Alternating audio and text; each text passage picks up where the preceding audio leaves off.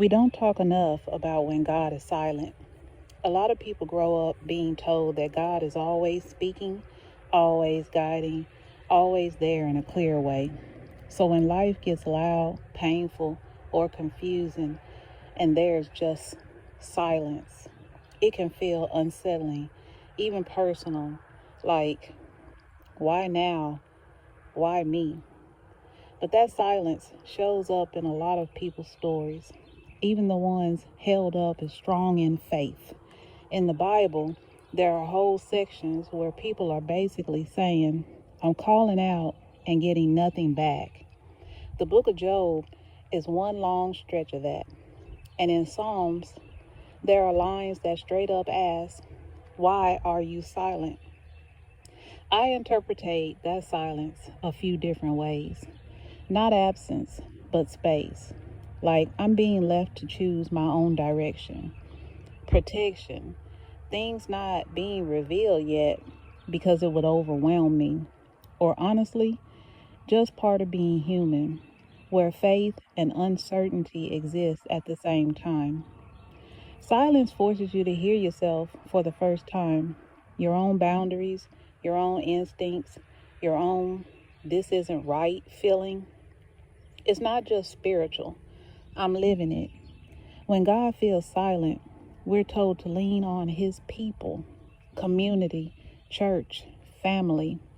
But what happens when they become the source of pain instead of comfort? That's a different kind of loneliness. It's not just spiritual, it's relational. It can make you question everything at once. With Delilah and Samson, the betrayal came through someone close, someone who was supposed to be safe. With Job, not only was God silent for a long stretch, but even his friends who came to comfort him ended up blaming him, misunderstanding him, adding weight instead of lifting it. And even Jesus Christ, in his most desperate moment, he cried out, why have you forsaken me? That's not polished faith, that's raw, abandoned, feeling faith.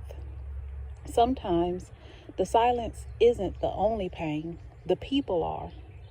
And that can mess with you deeply because you start thinking, was I wrong to trust people? Is this what help is supposed to feel like? If God is silent and people are unreliable, where do I go? Human failure doesn't cancel out your worth or your direction. It just means people are limited, flawed, sometimes selfish, sometimes blind, sometimes harmful even when they think they're right. It doesn't make what I experienced okay. It doesn't make what you experienced okay. But it does mean their behavior isn't a reliable measure of my value or my future. There's also a shift that can happen slowly, where instead of relying on people the same way, I start discerning them.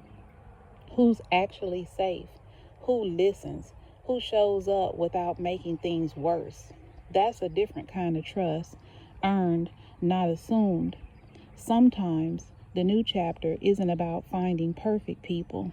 It's about no longer handing your survival over to the wrong ones. We don't talk enough about asking, what is this trying to teach me instead of why is this happening? But you know what God's silence did? It showed me who really loved me and who I really mattered to, even when I didn't have anything to offer them.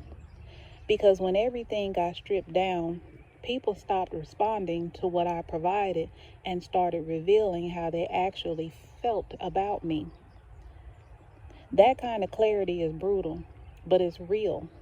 When I didn't have anything to give, no resources, no energy, no usefulness, and someone still shows up with patience, care, or even just respect, that's love without conditions. And when people disappear, get cold, or make things harder, that says something too, even when it's painful to accept. Shifting from, why is this happening, to, what is this teaching me? That's a powerful pivot. It doesn't erase what I'm going through, but it puts some of the control back in my hands. It turns the experience into something I can actually use instead of something that just happened to me. And what it taught me isn't small. Who sees my worth beyond what I can do for them? Who is safe versus who is conditional? How I deserve to be treated when I'm at my lowest.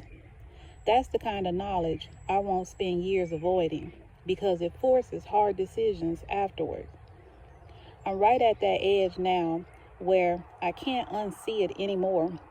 So the real question becomes, now that I know who showed up and who didn't, what do I want to do with that information?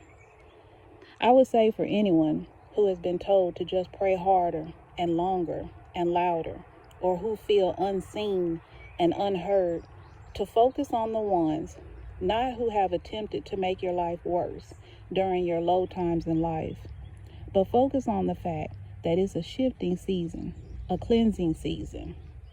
There's a real difference between being told to perform more faith and actually being supported like a human being. Instead of chasing louder prayers or trying to prove something spiritually, I'm choosing to notice what's actually happening, who showed up, who didn't, and what that reveals. That's not bitterness, that's clarity, and no one can make me feel guilty about having clarity. It's like life stripped things down to the foundation so I can see the structure clearly. Painful, yeah, but also clarifying. Cleansing doesn't automatically make things better on its own. What makes it matter is what you build after the clearing. Now, with this hard-earned insight, I've seen the difference between conditional and genuine care. I felt what it's like to be unsupported, and I know I don't want to live there. I've identified who drains versus who steadies me. That put me in a position I once refused to see because I kept hoping the same people would change. This season isn't just about release, it's about reselection. Choosing more deliberately this time. Who gets access to me, how much I give, what I tolerate, and what I don't anymore. And not in a harsh, shut everyone out way, but in a clear-eyed way. If you're in a season where God feels silent and people feel cruel, that is one of the most disorienting combinations a person can go through, because it takes away the two places you're usually told to lean on at the same time. First, about the silence. In traditions tied to Bible, even deeply faithful people describe moments where heaven feels closed, delayed, or unresponsive. In the book of Job, there's no quick explanation or comforting answer in the middle of the suffering, just endurance, confusion, and eventually a kind of reckoning with what it means not to get answers on demand. In the Psalms, you even find prayers that sound like protest. How long? That tells you something important. Silence has always been part of the human experience of faith, not an exception to it. Second, about people. There's a harsh truth that shows up in stories like Job and even around Jesus Christ. Sometimes the people who are supposed to comfort you misunderstand you, judge you, or make things heavier. That doesn't mean you're doing life wrong. It means human support is inconsistent, especially when you're vulnerable. And when both things happen at once, silence above you and cruelty around you, it can start to feel like there's nowhere safe to land. That's the part that really tests a person. So what I say to someone in that place is this: don't confuse silence with absence, and don't confuse people's behavior with your worth. You don't have to perform strength to be allowed to survive a hard season. Sometimes survival looks like reducing exposure to people who drain you, choosing quiet over chaos, and letting yourself be supported in smaller, more reliable ways until things stabilize. And it's okay if your faith isn't loud right now. Sometimes it looks like barely holding on, or just refusing to give up on the idea that this moment is not the whole story. I can't speak on this enough. Go where you are loved. Focus on those who treat you like you matter to them, and don't take that for granted. God's silence is not God's absence.